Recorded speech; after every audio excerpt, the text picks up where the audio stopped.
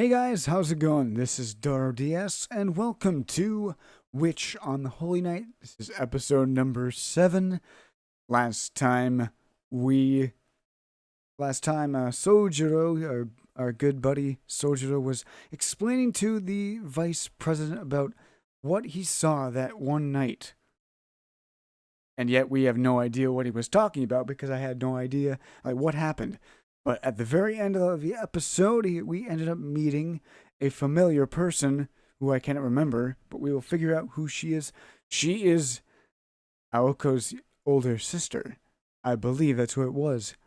And hopefully we'll get to see more of her later on. But it was confusing because Souichirou was talking about, oh god, I saw something that one night. But I'm like, what? I didn't see anything. But hopefully we're going to figure that out right now. We're going to go to extra this time. We're not going to go to load. We're going to go to archive because last time I tried recording this episode, things happened and I actually forgot about certain settings that I had set in OBS due to other recordings that I wanted to do with a capture card, my Elgato, and I had a mic offset and I didn't change it. And so my mic was definitely behind pretty much everything that was going on, so I had to fix that, and I'm re-recording the episode right now. So we're going to get started. We ended up at the end of chapter 2 and the beginning of chapter number 3, as we're going to figure out the incident in the dark. Chapter 3, that night. In short, this is what happened yesterday. On moonless nights, you must never turn around. Was it a precept or an admonition? Long, long ago, when my current way of life was something I never could have imagined, even in my wildest dreams. One night without warning, I was suddenly filled with a dread so profound it made me want to cry, and ran to my grandfather in his workshop. Softly, he put his hand on my head. His gentle smile was totally unlike the grandfather I knew. The end of the Red Death is watching you from behind. Rather than comforting me, he left me with those hopeless words and sent me home. That night, I definitely saw a shadow lurking behind me. Somebody watching me from afar, from far, far away. Little by little, year by year, the distance shortened. Until finally, what had started as a tiny dot was so close I could feel it breathing down my neck. Of course, it was only a hallucination. Nobody was actually there. Nevertheless, the night it all started. What I felt at that time was, without a doubt, the indescribable dread of a certain death.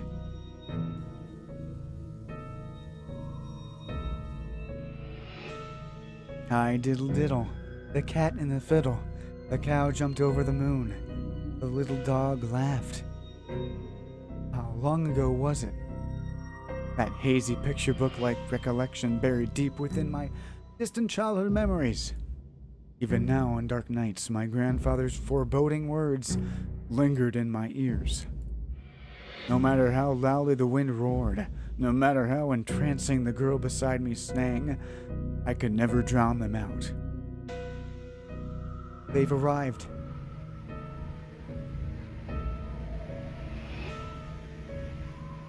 Beside me, Alice spoke. Her inflectionless voice marked her as a bystander to the night's proceedings.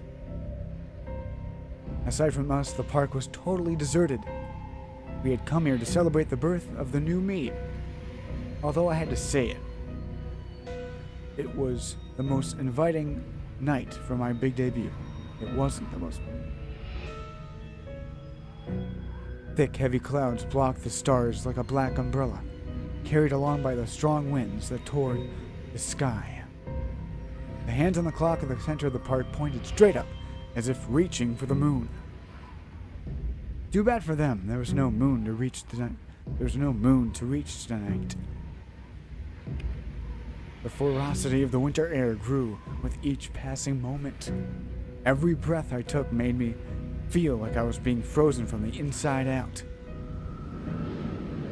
The chill sank into my bones, ran up my spine, and stabbed straight into my brain, so that my mind wouldn't be numbed, so that my fingers wouldn't turn to stone. I stoked a fire with my heartbeat and emotions. I'll transfer the tactile response over to you. How fortunate in that position. The wisp will ignite. I answered Alice with a nod. Right then, just for a moment, I could see the ground. My legs were trembling weakly. It was probably just the cold, but I couldn't be sure. It could easily just be fear. I sighed. If my emotions were working, that meant I was still human. I didn't have time to wallow in sentimentality, though, before the sensations of the barrier began to flow into me from Alice. An invisible wall covering the entire park. An imperceptible carpet rooted deep underground. And Alice's rhymes of Mother Goose ringing out through the night. My body came one with those feelings. My right arm broke out in goosebumps. Someone had invaded it. The pricking sensation crawled up my arm like ants, slowly but surely aiming at my heart. Squashing the urge to brush it away, I waited for a more decisive position and a more definitive opportunity. The moonless night. The dim streetlights of the park did little to pierce the darkness. The ants stopped their march, far away from my right arm, near the very center of my being. Even without using my eyes, I could see the invader lurking in the darkness. Roughly 30 paces behind me to the right, the figure crawling through the bushes on all fours raised its hand out to beckon me, and... there! I felt the enemy's movements almost as soon as they happened. My body spun around. An arm raced towards me like a spear. And the high-speed lethal weapon fired at the back of my hand sliced harmlessly through the air. My hair, I'm sorry. Thanks to the omniscient view of the park granted by Alice's barrier, I was able to just barely dodge it. The savagery of the attack blew my hair back. A small, sharp pain ran across my cheek. I could swear that death had touched my soul. I switched the blood flow within me to a different cycle. My blood, circulating at a meter per second, transformed into the imaginary element. My heart became a completely different engine, using my entire body as a circuit. It was an unknowable motion that could be measured in the terms of heat or calories. The mystery beyond the grasp of man that made me what I am today. The fire of life behind every miracle and fable. Magi call it magical energy. Set. I turned and locked on to the enemy and raised my arm. It was an executor of my will. Because I was still inexperienced, I could only activate sorcery with words and gestures. Formulas had been inscribed throughout the park in advance. All I had to do was add the fuel. Just pouring in the magical energy generated within my body was enough. Generally speaking, magi were conduits. It didn't matter if the connection was wired or wireless, as long as it injected magical energy into the formula. Releasing, shooting, pouring, every magus did it differently. But in my case, it was this feeling of snapping my limbs. Burn!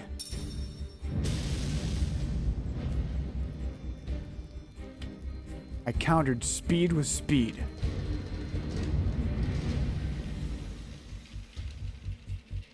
The enemy was engulfed. They didn't even have time to react to their arm. Considering that we were in the park at night, I couldn't help but be reminded of a campfire. Though the shadow writhing in pain in the flames was undeniably a human. The fire vanished just as it unnaturally just as unnaturally as it appeared.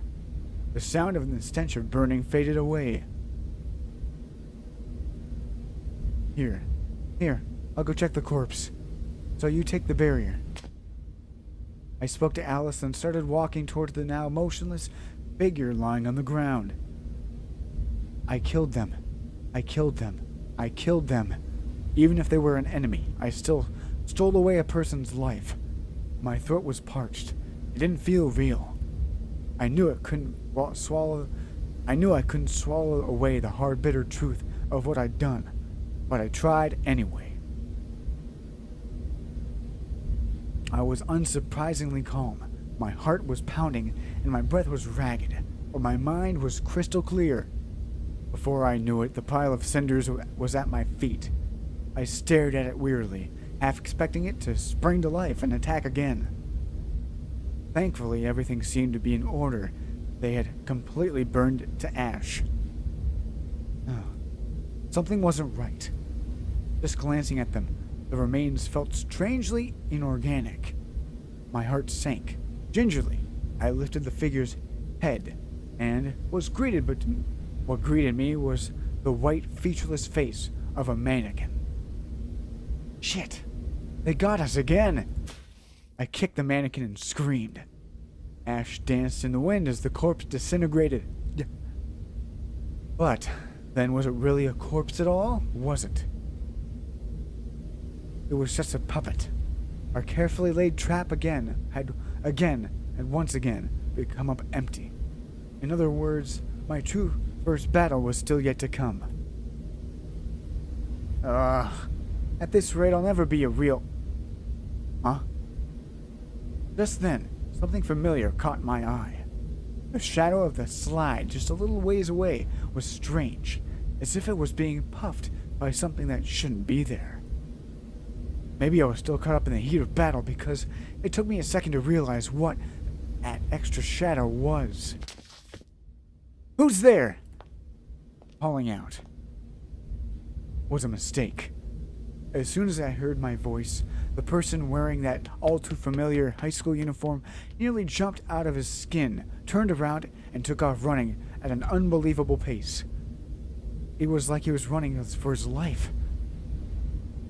Or rather, that's exactly what he was doing. Catch him! We've been seen! I spoke hastily to Alice, but she hadn't even noticed the other presence in the park. That said, I didn't make a move either. As embarrassing as it was to admit, the battle just now had just left me unable to run. No, he's getting away. As if we don't get rid of him, then...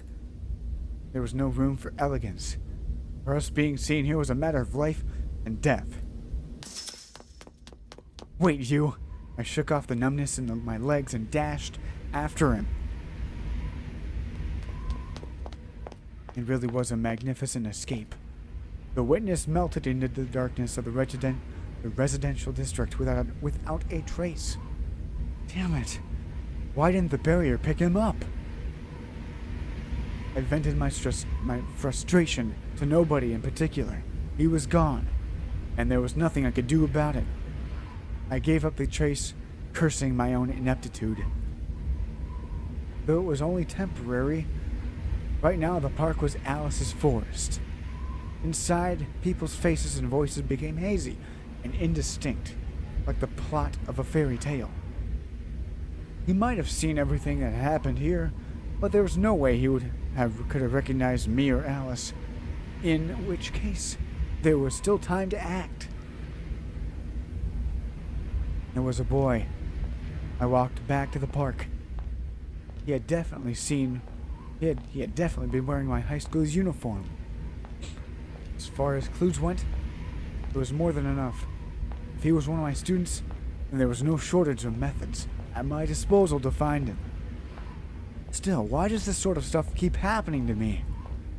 Grumbling aside, I knew what had to be done. First things first, I needed to track down the witness and silence him before he had a chance to go around spreading weird rumors. Quickly, ruthlessly. When I raised my head, Alice was still there. We were both in the same boat, being found out as magi. But even so, this is a real mess, huh? She stared out into the darkness indifferently. Her lack of emotion went beyond mere level-headedness. It was like she was made of stone.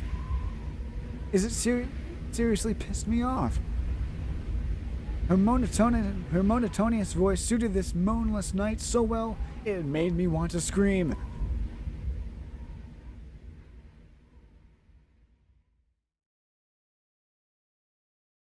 Alright, so we're ending with chapter number 3. On to number 4. Girls at Night, chapter number 4. Let's get it over with. Her name is Blue, chapter number 4. This might be a little sudden, but I'm a witch. Yeah, as for what that means, well, how should I put it, basically? How should I put it? Basically, imagine those guys from fairy tales who conjure miracles with the point of a finger and hide themselves away in secluded forests. That reality is a bit different, but I think that gets the point across well enough. Though, just to be clear, I don't fly around in the sky on a broom. I can't transform into an animal or talk to birds. Modern magi aren't anything so fanciful. Preposterous, yet practical. Seemingly almighty, yet actually quite concentrated. I don't mean to brag, but while I'm still so inexperienced, but my real job is something romantic like that. Of course, it's a secret. Magi must always conceal their works. That is the first of the association's 10 commandments, and the most important. Though even if it wasn't, it's not like I would have any intention of talking openly about something so incomprehensible. It might be a charade, but I still have a reputation as an honored student to uphold. Nothing good would come from people finding out about my other life. Just more headaches. That's why I do everything in my power to keep it under wraps. Although it's only because I haven't accomplished anything yet. Someday when I've come into my own, it might be nice to reveal my life secret to a single special person. Yeah, getting to casually drop a bomb like, actually, I'm a witch, would actually be the epitome of cool. It's enough to make me want to protect my secret simply for the sake of that moment, regardless of what the association has to say about it.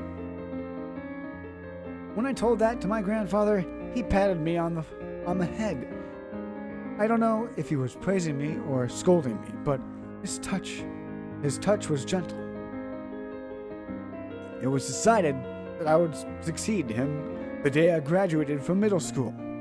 He pulled me aside as soon as I got home. Your sister left on a trip. As of today, you are the Aozaki heir. His words were utterly indifferent.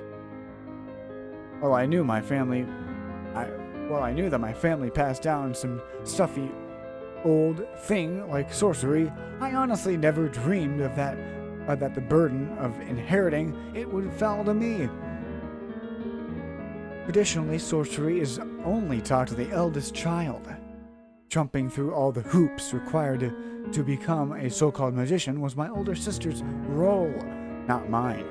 The plans I had laid out, the hopes I had for the future, they were all exceedingly normal. It might not have been fair to my sister, but I was going to live my whole life the way I wanted. Or so I thought, until she hit me with that ridiculous counterattack. After that, I was plunged headfirst into a world that I had only ever glimpsed from the sidelines. It was an unbelievable high school debut. Though I suppose as far as fresh starts go, it wasn't so bad. A lot of things happened between then and now, and there are a lot of things I'm not used to. It's hard to believe that it's almost been 2 years. I'm just glad I haven't had to deal with anything too difficult yet.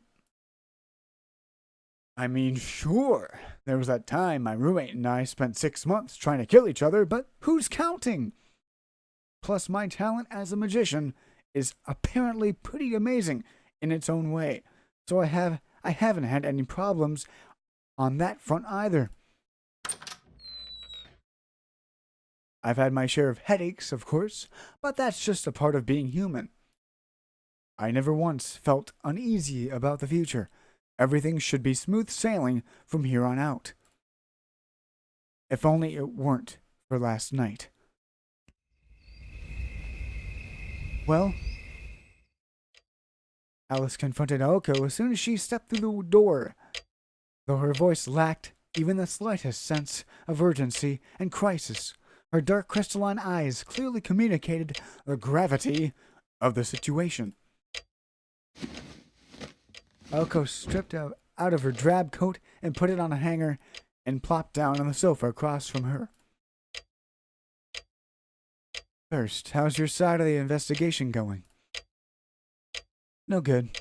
Lately I've been using these guys non-stop, and I haven't had the time to make more, so there are only 7 left.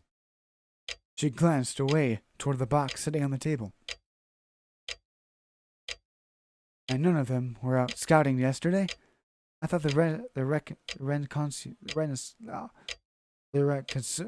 can't even speak words, man. The reconnaissance of the town was supposed to be perfect. That's only during the daytime. It's dangerous flying at night, you know. Aoko sighed. So they're useless when it counts, huh? What about you? You seem pretty sure of yourself this morning. Well, everything's going just fine on my end. I think I know who it was by tomorrow. So I had Tobimaru cross-reference all of the students' addresses and schedules. It's rare for anybody to be loitering around the park at that hour, so it should be simple to deduce his identity. Is it really that easy? Of course. My position as the student council isn't just for show. I've been collecting information on everybody at that school. Where they work, where their friends live, even how they prioritize their activities. It's a list I'd hoped I'd never have to show anybody. But we don't have that kind of luxury right now. That's why I handed it over to the vice president. He's good at that sort of thing. Incidentally, the preparation of the top secret file began after Aoko became the student council president. The mere rumor of its existence was enough to strike fear into the entire student body. I see. You're as thorough as always. Alice was only a little surprised. They had lived together for almost close to 2 years now. She knew as well as anybody that once Aoko decided to do something, she didn't do it halfway. Well, even I never imagined that it would become handy at a time like this. I guess it's true what they say, better safe than sorry. Still, what happened last night was an exception among exceptions. By all rights, the entire situation should have been impossible. More importantly, have you figured out what went wrong? Have you figured out what went wrong? Don't tell me you messed up somehow. Aoko glared pointedly. Putting on the finishing touches of the barrier had been Alice's responsibility, so if that was the cause of last night's trouble, they needed to determine which one of them was to blame. They may have been roommates and partners, but that was merely an arrangement by convenience. Though they had been brought together by birth, they were more akin to enemies than allies. In the end, Aozaki Aoko and Kuonji Alice were simply incompatible. Striking at every blunder, attacking at every opening. If the opportunity presented itself, they would both try to kill each other as naturally as breathing. Alice's met Aoko's withering gaze head on. Those fierce eyes could make a grown man cower, but she didn't even flinch. Suppose you're right, and the barrier was the problem. In that case, the situation would have happened countless times before now. Yes? I guess so. Aoko nodded. Just being questioned like this reaffirmed her faith in Alice. So then the barrier was perfect. I can't say for sure. Alice answered flatly, like she always did.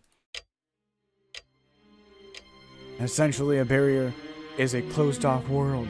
It refers to an isolation of an area from the outside via some method.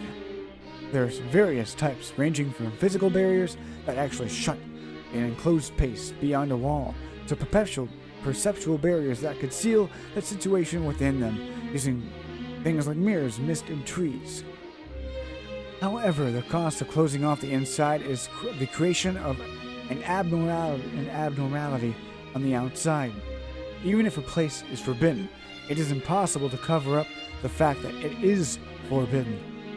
At some point, somebody's bound to come along with an interest in the forbidden place itself, even without being able to see what's going on inside. In other words, it's like putting a cart before the horse.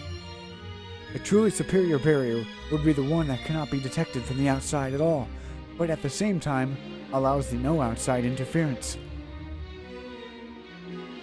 It was exactly that sort of ideal barrier that Kuonji Alice had erected over the park that night before. Even if somebody had business somewhere, they won't go in if you make them think they don't.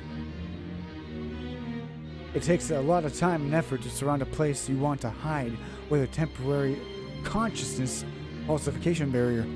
But when it comes to keeping people away for an hour or so, it's extremely reliable. On top of that, it was a first-class good made using your mirror. And it's not like it was broke halfway, though. I'm sure the only thing that I felt enter was that puppet. If that's not perfect, then what is? I don't get it either. There weren't any mistakes in the creation of the forest. I cultivated it for several days, so it should have been just as dependable as ever. Though I suppose it's possible I missed something. Her eyes said it absolutely was not possible. Damn. In that case, our best bet is that the witness was also the puppeteer. I can almost believe that. It at least makes sense that the magus would have been able to break through the barrier. The real problem is how he was able to do it without being detected. The thought of it being hunted by somebody like that was horrifying. If he could slip through Alice's barrier using sorcery, that meant he was even more powerful than her. As she was right now, Aoko would be absolutely powerless against such an opponent. I've already ruled out that possibility. He was an outsider. Seeing the starlings aside, even Robin wasn't able to follow him.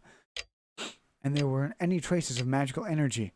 There was no chance that an innocent victim being manipulated by sorcery. Aoko's fleeting hope crumbled. Fine. She was done asking questions.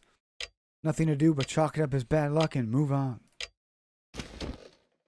Getting outed by the magus, letting the witness escape. Not exactly the sort of problem a normal high schooler has to deal with, huh? She slumped back into the sofa and looked skyward. Sadly, her gaze was met by a brown ceiling. This sucks, she thought, sinking deeper and deeper into depression. Aoko, pull yourself together. Her roommate's indifferent voice buzzed in her ears, but she ignored it and kept staring vacantly at the woods above. Or if you're not up to it, I can always handle it myself. Cold words from a cold girl. Aoko took them in slowly, with such sincerity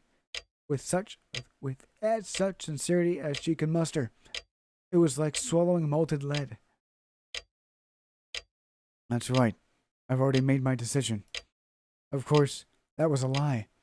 This time and last time were clearly different. What she had to do might be the same, but the situation of her target wasn't. Before, her resolution had been that of a magus. She would take on all challenges and defeat any enemy that dared show her themselves before her. When both parties were magi, the fault fell on the instigator. Even if the conclusion amounted to be little more than murder, there was at least mutual consent. It was a simple matter of killed or be killed. Morality didn't factor into it at all. However, this wasn't the case now. The opponent this time was not an enemy, nor was he a magus. While she may be prepared to kill, she was almost certainly not prepared to die. That's why it was wrong. Could she not really bear the burden of slaughtering the innocent? Could she accept that for a magus such things came naturally and often? As if, she laughed sardonically. It wasn't like she was able to Ubermensch, that she could sever her ties to society just because she was a magus. She hated doing things without conviction or understanding. When she acted, it was only after reaching a decision for herself. When you put it like that, I guess my hands are tied. She sat up from the sofa, refreshed. It seemed that she had quite enough of the ceiling and was back to her usual self. In that case, take this. As if to reward her, Alice produced a small bottle roughly the size of her palm. It was a shabby-looking thing, totally out of place in her slender fingers.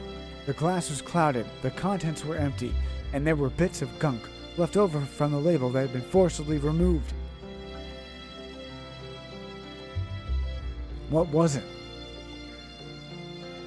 Aoko squinted at the bottle suspiciously. There was something off about it. My storage vial. You only have one left. I only have one left, so I'm giving it to you.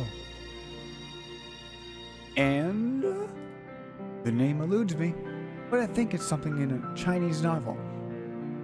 Somehow Aoko was able to extract what she meant from the less than helpful explanation. You're saying that this is the red gourd from that story about the two brothers regarding the Locust Cave? This thing that, I hate to say it, looks like a medicine bottle with a label ripped off.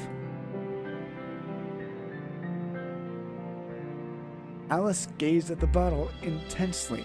Certainly it wasn't very sophisticated.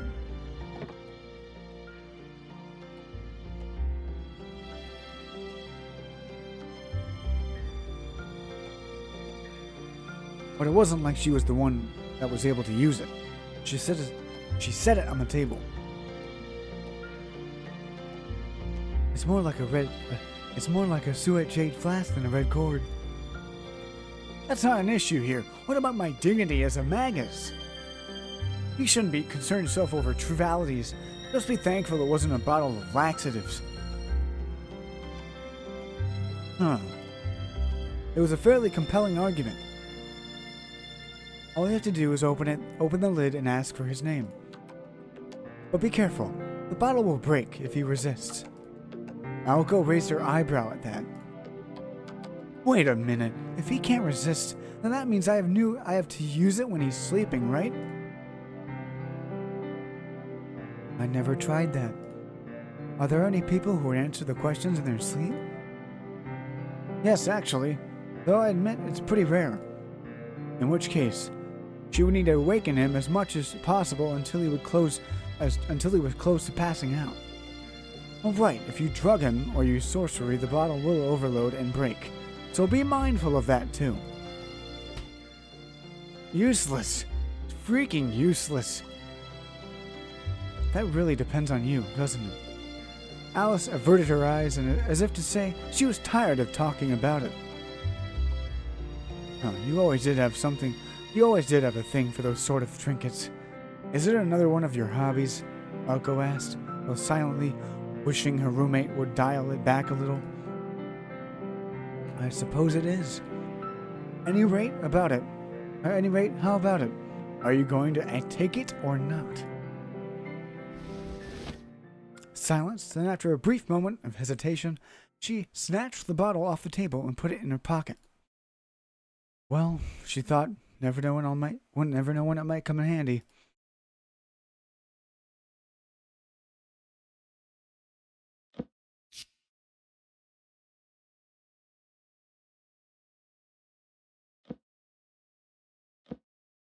Oh, God. Yeah. Right? There's only one. Okay. Don't say it doesn't suit me. We're still on chapter 4. A few hours later, at 9 o'clock, the conversation had moved from the parlor to the sunroom, where a scene was unfolding that seemed totally out of place in this Western-style mansion. Food! Seriously, though, I didn't leave everything to Toby Maru because I wanted to.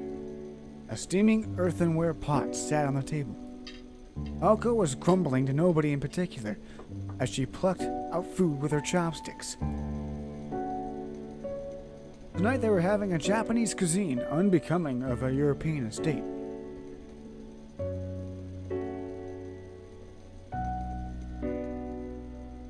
This sort of hot pot cooking that didn't require any effort beyond buying the ingredients to prepare was mainly handled by Aoko.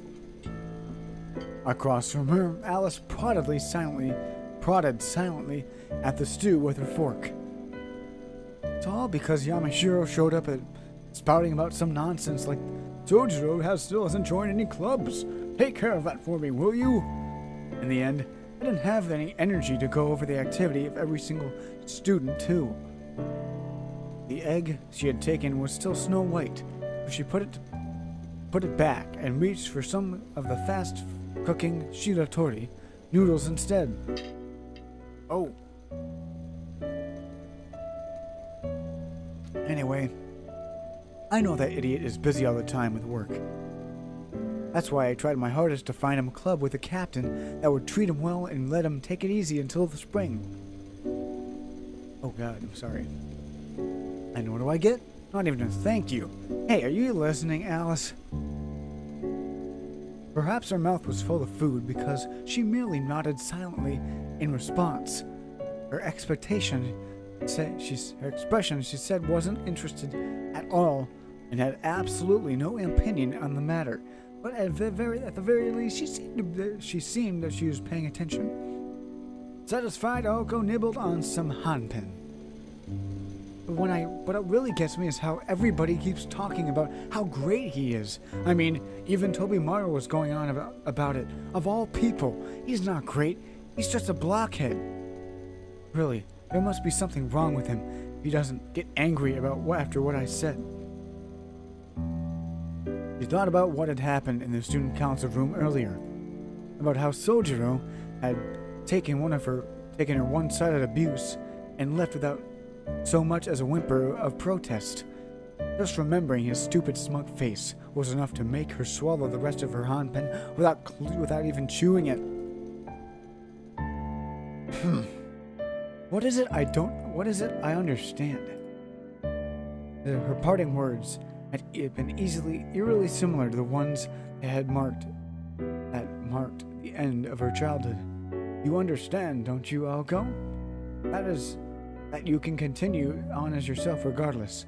That takes incredible strength. That had probably had been meant as praise. However, to her it seemed like a cruel evaluation, because the one who had said it, done so with eyes full of pity. Well, whatever, it doesn't matter what the freak had to say anymore. While it may have been the biggest illusion of her life, seeing the person she had respected more than anybody make a face like that had shocked her young heart. Wait. Huh? The sudden interjection snapped her out of her reverie. Sorry, I missed that. You said something about a fight? Alice nodded. You can't be sure, just from what you told me, but I can't be sure. But it sounds like you're trying to pick a fight with him. She bit into the last handpin. Her comment was entirely unexpected and frighteningly to the point. Where did that come from? I don't want anything to do with him. No way, not interested. I don't even like talking to him. Then why do you bring him up? Well, you see, I was reporting on today's investigation. That's all. Honestly, what other reason could there be? It wasn't until several hours later, after she had said goodnight and gone to bed, that Aoko realized that she had dug her own grave, climbed in, and buried herself with her own 2 hands.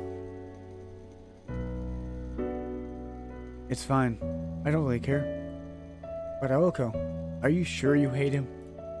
Alice ate her own in silence, as if it was some sort of sacred rite. While outwardly, she was indifferent as always. On the inside, a part of her was amused by how Aoko was acting. However, Aoko didn't even notice. Normally, she would have seen through her roommate's game in a second, but right now her mind was clouded. Am I sure? Of course I'm sure. I keep telling you that. I keep telling you that I can't stand him, don't I? Yes, but why? Huh? If you're asking for specifics, that's... She finally noticed the contradiction. Huh. That's right. There wasn't a single reason for the way she felt. Her instincts had simply told her that she and that country boy were totally incompatible the second she laid eyes on him. But why on earth was that? She hated irrational emotions and baseless assumptions more than anything. Well, obviously, if I hate him, there must be something, so... The more she talked, the more flustered she became. Unfortunately, no matter how hard she looked, she couldn't find a reason to hate Souichirou. His lack of common sense wasn't his fault. It was a product of the environment he grew up in. If anything, he should be admired for trying so hard to adapt to civilized society. And though she was absent-minded, it didn't mean that he was slow. If he seemed to be a step behind everybody else, it was only because his gentle nature compelled him to carefully consider everything he'd said and did before acting. Breaking it down objectively like this, the conclusion was clear. He didn't want to admit it, but he was really the good guy that everybody said he was. Seriously, he seriously doesn't have any faults? There were plenty of things wrong with that, so she decided to shelve it for the time being. Her chopsticks, which until now had been restlessly poking at the boiling Odin, froze. She was getting irritated. Her head swam with irrational hatred. Unable to accept it, she tried desperately to analyze Souichirou, but only succeeded in cornering herself further. Alice stared at her. I'm surprised. A small sigh. This isn't like you, Aoko. That was the final blow. Aoko felt the world fall from under her. Even after Alice thanked her for the meal and left, it was quite a while before she actually was able to stand up from her chair.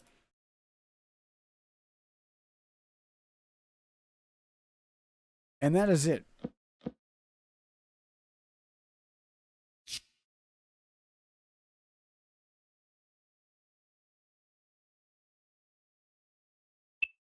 I believe that's where we left off. Let's double check. Load